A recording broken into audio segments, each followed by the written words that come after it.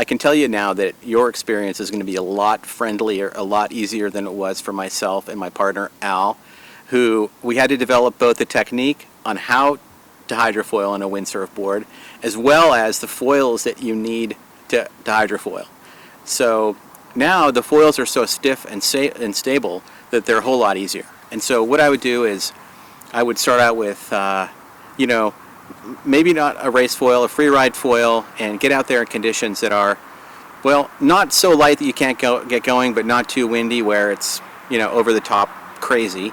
You want 12 to 15 knots, and then what you do is you just generate enough speed and put a little pressure on your back foot, and then learning how to stay level is really the trick. And the whole key around that is just knowing when to shift your weight forward as the foil is coming up, and just finding that balance point, to maintain level flight. For the longest time, one of the original pioneers in this area, Mike Smith, we were amazed that he could stay up for as long as he did. And for us, the experience was, well, we were flying for 30 seconds, and that was pretty amazing. And then that extended to a minute, to more than 1 minute, and eventually it became where we could all just be at steady state, flying indefinitely.